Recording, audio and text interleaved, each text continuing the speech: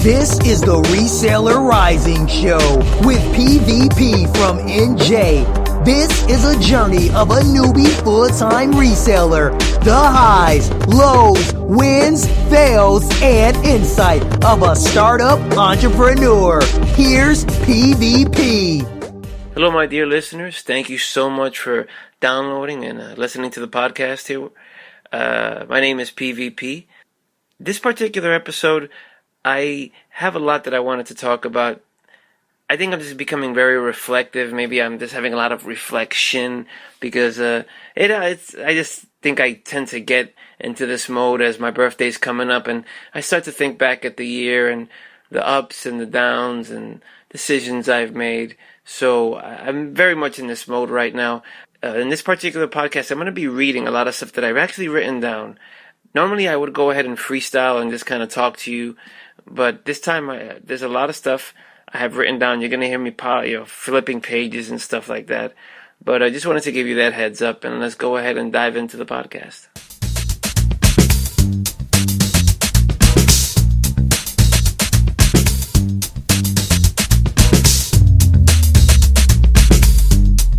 Now, folks, I think I may have to change the intro to the podcast because due to the summer and due to me scraping by during the summer, especially from August into September, I have to go back and get a job.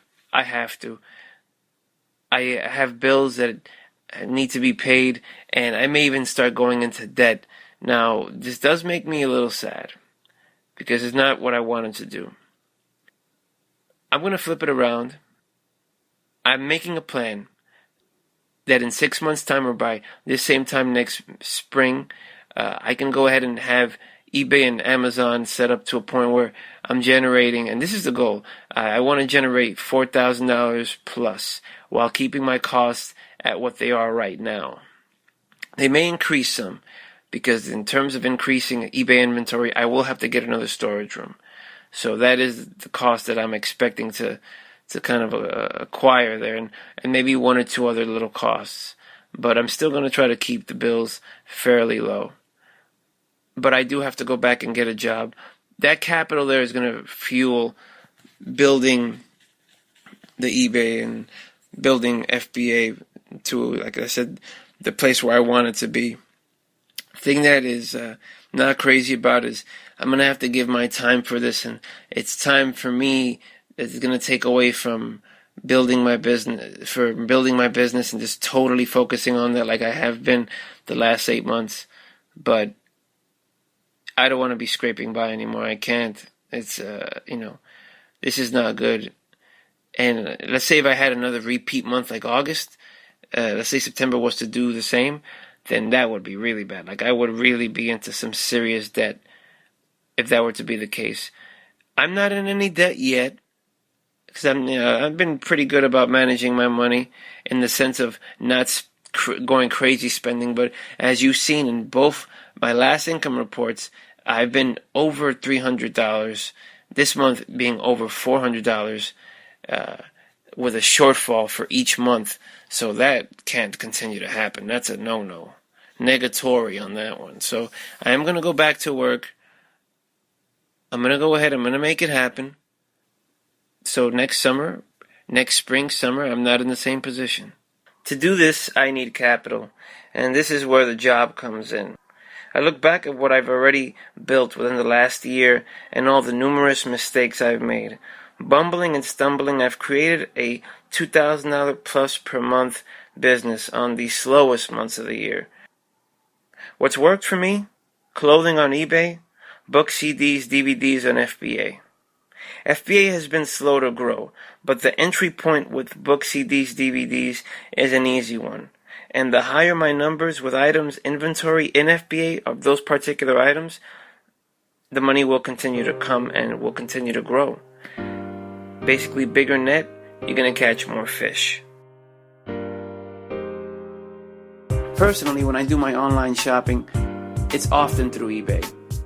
With options like best offer and free shipping, you can't go wrong and always find a very good deal. And for all you resellers out there who do online arbitrage, you can find gold in eBay. That is a fact. You can do any and all your eBay shopping through my affiliate link in my show notes or on the blog. Just click on the banner on the blog and you can do your eBay shopping at no extra cost to you. Any and all your shopping through those links will be deeply appreciated and will support the podcast for sure. So go ahead, do your eBay shopping, click on those links, and make it happen. Minimalist living. I'm a firm believer in finding happiness in owning less. I mentioned in one of my YouTube videos how a location-independent business is a dream of mine, a romantic idea. I'd love to entertain this in my lifetime. In the past, I've looked into van dwelling or even living on my bicycle and basically buying a tent and sleeping somewhere and just hopping back on the bicycle and going where I need to go. I even went as far as trying to construct kind of like a trailer on a bike where you could make it big enough so I can actually sleep in it. And I physically started to make this thing. I'm talking about I bought some aluminum, I had it welded, and I was making a plan and everything. But what I'm trying to say is this: truth be told, it's not so that I can travel the world that I want to adopt a minimalist lifestyle. Truly, I just want to go away for the winter. Just someplace warm, and come back to the Northeast for the rest of the year. Like I've mentioned, I love being in the Northeast, but the winter sucks. Now, I think the reason why I'm not that crazy about traveling the world is I was born and raised in NYC, and I've met so many different people from the world over while living in NYC, and I just feel like I'm in the place that everybody wants to come to. So, what's the reason for kind of wanting to go visit where they are if I'm in the place everybody wants to come to, even though that's super close-minded? But that's how I would think. But having moved to New Jersey several years ago, NYC is nice to visit, but I prefer the quiet of Jersey. The shorter buildings, there's more green trees, more greenery in my immediate area. It's also a little bit less expensive than NYC. So what I'm trying to say is I've begun and want to dig deeper into living frugally and minimalistically. Own fewer clothes, less items. In building my business, I've moved into a small room. I think of it as if I'm living in a van. I do almost all of my business here. I'm recording this podcast in my small room right now.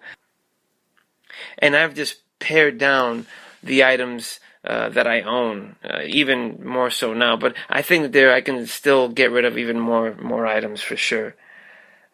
Originally, before I moved into the room, I had my own apartment. And of course, when you have more space, you tend to have more stuff. And when I moved to where I'm living at now, it's a big apartment with 4 bedrooms. I moved into the biggest bedroom at the time that had its own little private entrance, and I tried to shoehorn everything in there. When my current room that I have now became available, which is about $150 less, I said, let me go ahead and move into there. And the reason why I even moved to begin with was actually to grow the business, just to kind of reduce my costs and to grow my business. So I went ahead and I moved into the smaller room. And the funny thing is, I've had to get rid of stuff in each move, basically, from moving into that bigger room in the apartment initially, and I had to even get rid of stuff when I moved into the smaller room, and I do not miss any of that stuff. Even today, was going through the closet, and there's a bunch of jackets and hoodies and things that I have on there that I'm going to put up all on eBay. I'm going to just sell that stuff. I found several bags. I ended up having about 15, 16 items now to go ahead and list on eBay, and I'm not going to miss that stuff. Some pants and things. So I really want to go ahead and adopt more of a minimalist lifestyle. There's a couple of minimalist YouTubers that I've been watching that I will go ahead and link to them in the show notes. One of them is Striving Minimalist. And then there's another one, which is his girlfriend, but I forgot her channel. But I will go ahead and put both of their YouTube channel links in the show notes for sure. Now, of course, the challenge is if I meet someone, I feel a little weird about asking someone to come over and sleep with me in my twin size bed, of course, but that's the only time I may have to consider getting a bigger space if I meet someone and, I want to get serious with someone and stuff like that. But I just haven't been entertaining a relationship right now. Is because of that reason. I just really want to grow my business to the point I'm making the money that I want to make. Now, I mean, I could entertain someone and bring them over. I mean, I'm a pretty skinny guy, so I don't think it'll be tough to squeeze them in the bed with me, but that's super uncomfortable, So I probably will not do that. But in all seriousness, my end goal in this whole self-employment, business, work from home, reselling, what I ultimately want is just to have my time, to live life similar but better than I have the last 8 months, to work, spend time with family, take time off when I want to, and above all else, have a life with a lot less stress. That's been my life the last 8 months, going on now 9 months. But like I said, I'm going to be getting a job, Lord willing, this month. Super relaxed. I feel it, and it feels fantastic. I have a tan, and I don't think I've had a proper tan in years, to tell you the truth. This is what I want. I want to just be on my time, and I enjoy working every day. It's not a thing where I'm having this idea in my head that I'm going to be on a beach sipping like some pina colada or something like that. I don't even drink alcohol, folks. What I'm just trying to say is I like to work every day, but it's a relaxed work. It's on my own schedule. And if I had money, I'd be going to volunteer and taking my little dance classes or taking a yoga class, like going to do social activities as well. But unfortunately, I don't. But I will get there.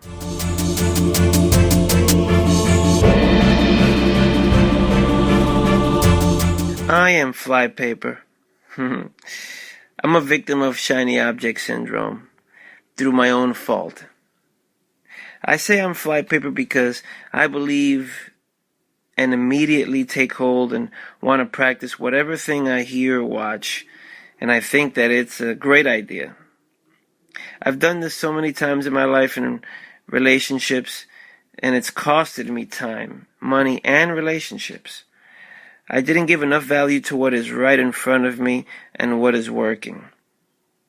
Now, admitting this, acknowledging this, I will have a new game plan regarding my reselling business.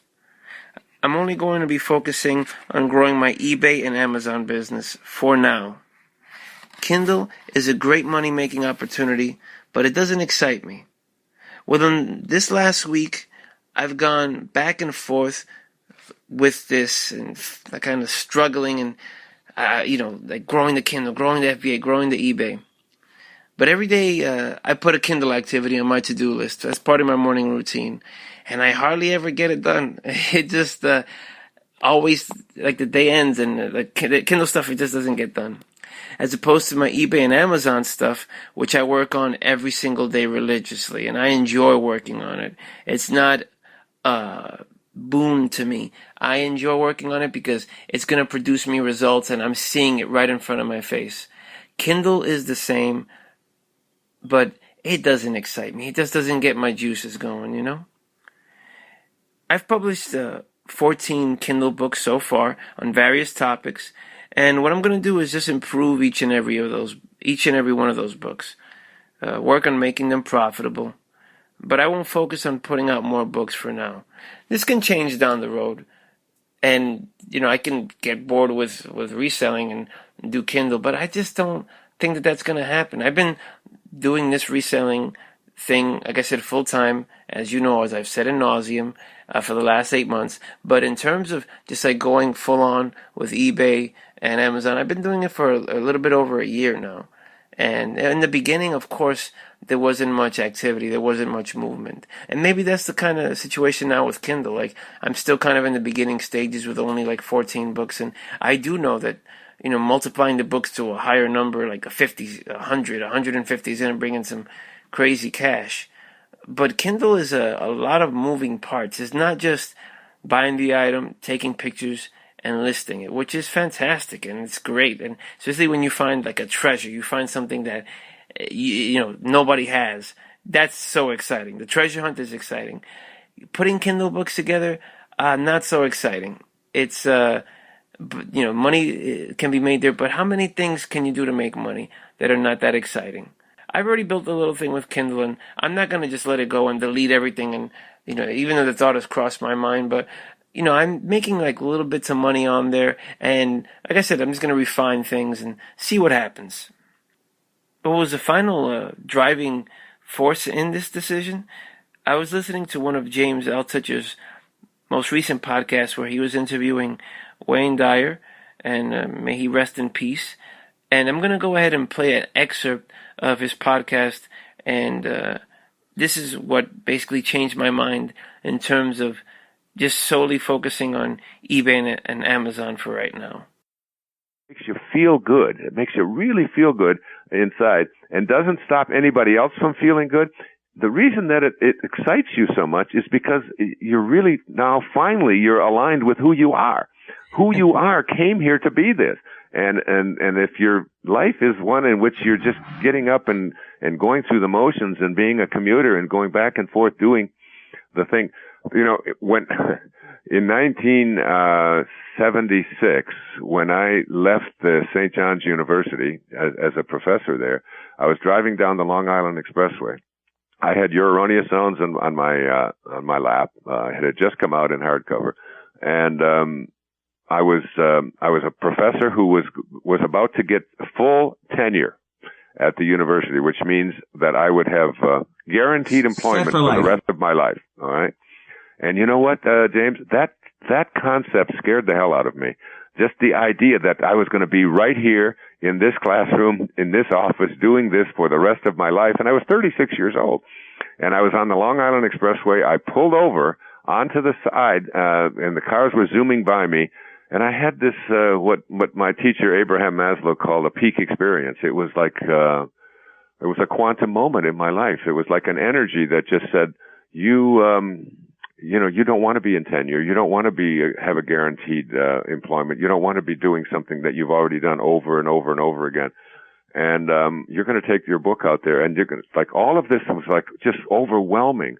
And I drove into the university. I walked up to the second floor of Marillac Hall at St. John's University. Walked into the dean's office, Dean Sarah Fassenmeyer, and I said, I can't accept the tenured position, and this will be my last semester. I'm gonna go out across the country and fulfill a dharma that I know is mine.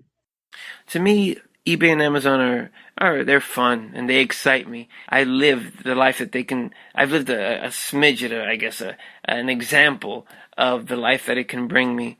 Kindle is a fantastic money opportunity, but at the end of the day, it just doesn't get me as jazzed as reselling does, and that's it. And just to add on to that, podcasting and YouTubing, I just find it therapeutic. Maybe that's like kind of like the whole writing diary kind of thing, but I do, and I really feel like my information is not the best information. Like I said, folks, I'm not the smartest guy, but I really feel my information is helping whoever's watching this to some extent down the road when these videos are floating through the interwebs and somebody comes across it and they see this message in a bottle in these YouTube videos and these podcasts, that it will help them. And I think that connection, that helping folks, is the reason why I continue to do this, because I've even second-guessed even doing the podcast and the YouTube videos. Like, does this excite me? Do I really want to do this? But folks, if we're talking about the to-do list and, doing the things that are on the to-do list and they're getting done, it's the podcast, it's the YouTube videos, and first and foremost, it's eBay and Amazon. Like, these are the things that kind of are exciting me. Should we do things in life that just don't excite us? That's we all have to do some things, of course, that we're not crazy about, but we're dying each day, folks. What are we spending our time on? What kind of life are we making for ourselves? It's true that some of us have families and people to support, and we're gonna do what we have to do. But what about being the example for them to want to do and be better? Just getting all reflective and stuff as I'm getting older, as another year approaches in my life here. But I hope that you found this information useful, folks. And stay blessed, everyone who's listening to this. And I just really appreciate you downloading this and checking this out. Thank you so much. You have a busy lifestyle. You can't always make it to the big box stores or sometimes even to the grocery store to go ahead and buy what you need. Why not do all your shopping on Amazon.com and have it delivered directly to your doorstep? With a generous return policy, it's incredibly convenient. And if you're a Prime member, you'll have it delivered even quicker to your door at 2 days' time flat. You can do any and all your Amazon shopping through my link in the show notes or through the banner on the blog, and no extra cost to you. By doing so, you will be supporting myself and this podcast, and any and all your support is deeply and greatly appreciated.